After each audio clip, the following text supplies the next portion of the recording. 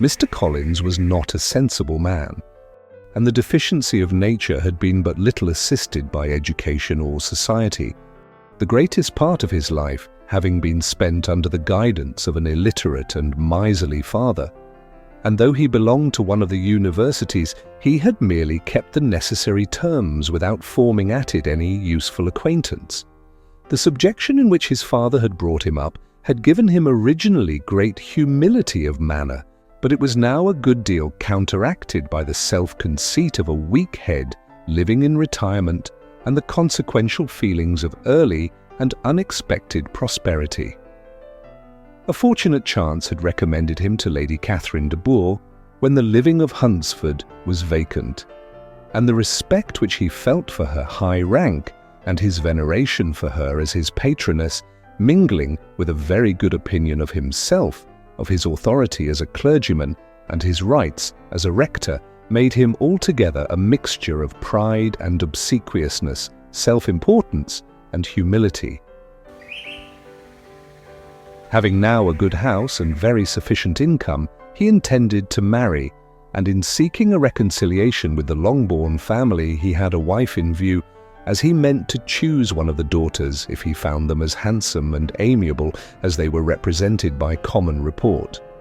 This was his plan of amends, of atonement for inheriting their father's estate, and he thought it an excellent one, full of eligibility and suitableness, and excessively generous and disinterested on his own part. His plan did not vary on seeing them. Miss Bennet's lovely face confirmed his views and established all his strictest notions of what was due to seniority.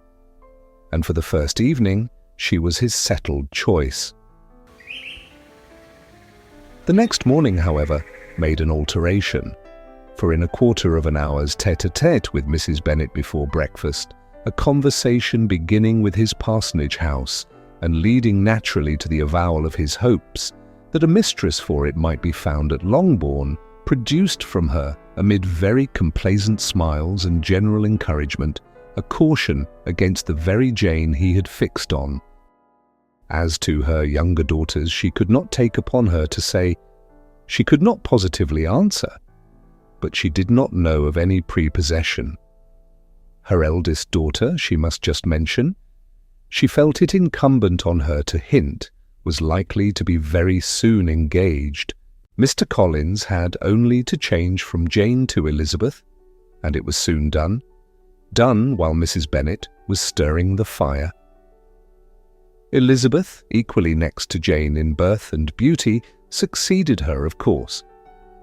Mrs. Bennet treasured up the hint, and trusted that she might soon have 2 daughters married, and the man whom she could not bear to speak of the day before was now high in her good graces. Lydia's intention of walking to Meryton was not forgotten. Every sister except Mary agreed to go with her, and Mr. Collins was to attend them at the request of Mr. Bennet, who was most anxious to get rid of him and have his library to himself, for thither Mr. Collins had followed him after breakfast, and there he would continue, nominally engaged, with one of the largest folios in the collection, but really talking to Mr. Bennet, with little cessation, of his house and garden at Hunsford. Such doings discomposed Mr. Bennet exceedingly. In his library he had been always sure of leisure and tranquillity, and though prepared, as he told Elizabeth, to meet with folly and conceit in every other room in the house, he was used to be free from them there. His civility, therefore, was most prompt in inviting Mr. Collins to join his daughters in their walk, and Mr. Collins, being in fact much better fitted for a walker than a reader, was extremely well pleased to close his large book and go.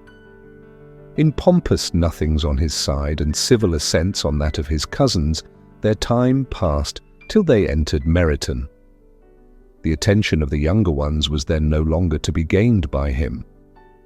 Their eyes were immediately wandering up in the street in quest of the officers, and nothing less than a very smart bonnet indeed, or a really new muslin in a shop window, could recall them. But the attention of every lady was soon caught by a young man whom they had never seen before, of most gentlemanlike appearance, walking with an officer on the other side of the way. The officer was the very Mr. Denny, concerning whose return from London Lydia came to inquire, and he bowed as they passed. All were struck with the stranger's air.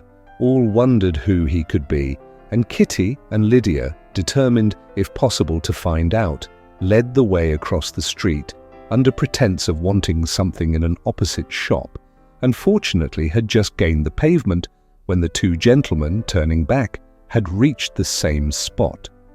Mr. Denny addressed them directly and entreated permission to introduce his friend Mr. Wickham, who had returned with him the day before from town, and he was happy to say had accepted a commission in their corps.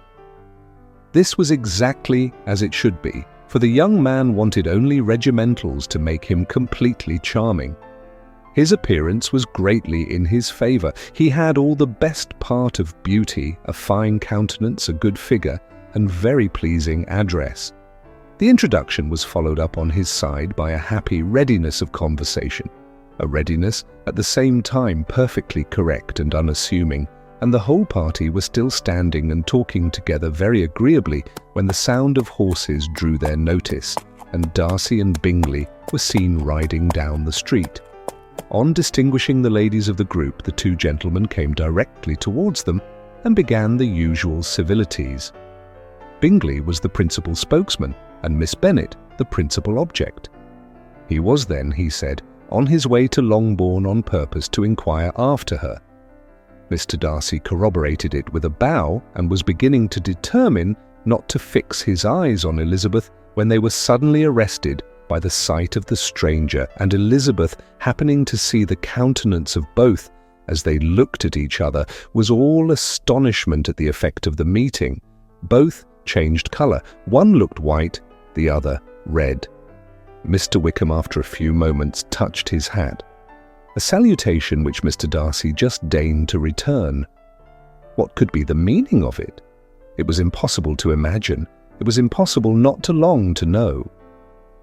In another minute, Mr. Bingley, but without seeming to have noticed what passed, took leave and rode on with his friend. Mr. Denny and Mr. Wickham walked with the young ladies to the door of Mr. Phillips's house, and then made their bows, in spite of Miss Lydia's pressing entreaties, that they would come in, and even in spite of Mrs. Phillips throwing up the parlour window and loudly seconding the invitation. Mrs. Phillips was always glad to see her nieces, and the two eldest, from their recent absence, were particularly welcome, and she was eagerly expressing her surprise at their sudden return home, which, as their own carriage had not fetched them, she should have known nothing about if she had not happened to see Mr. Jones's shop-boy in the street, who had told her that they were not to send any more drafts to Netherfield because the Miss Bennets were come away, when her civility was claimed towards Mr. Collins by Jane's introduction of him. She received him with her very best politeness, which he returned with as much more, apologizing for his intrusion, without any previous acquaintance with her, which he could not help flattering himself, however, might be justified by his relationship to the young ladies who introduced him to her notice. Mrs. Phillips was quite awed by such an excess of good breeding, but her contemplation of one stranger was soon put an end to by exclamations and inquiries about the other, of whom, however, she could only tell her nieces what they already knew, that Mr. Denny had brought him from London, and that he was to have a lieutenant's commission in the shire.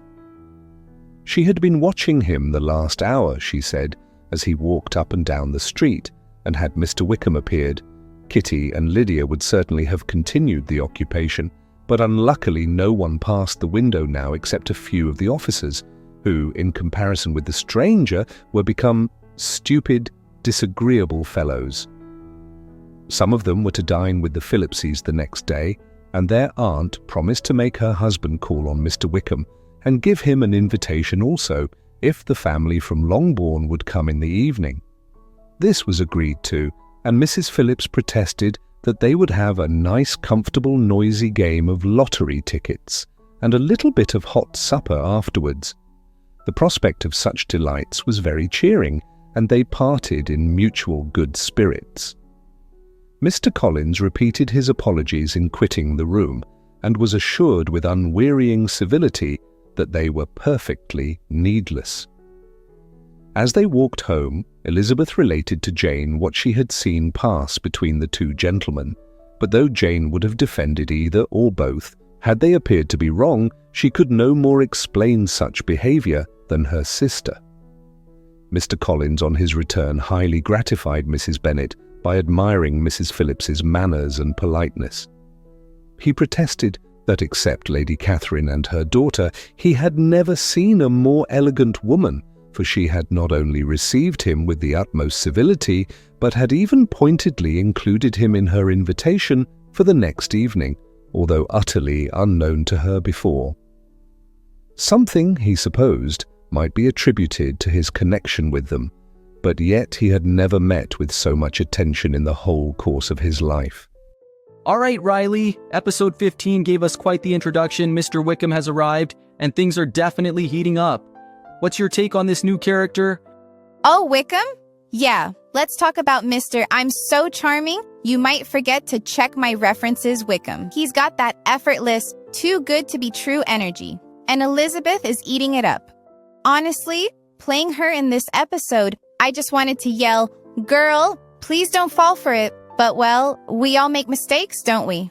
And let's not forget Darcy's little run-in with him in the street. Oh, that moment? Iconic. Darcy sees Wickham and immediately goes into brooding mode. Like full-on, I have secrets and I'm not telling you face. And Lizzie? She's too busy being charmed by Wickham to even notice. Classic. So, what's your message to the audience as we wrap up? Oh, easy. Never trust a man with too good of a smile. And if Darcy looks uncomfortable around someone, there's probably a reason. Stay tuned because it's only getting messier from here. And of course, subscribe to Top Video Book. See you next time.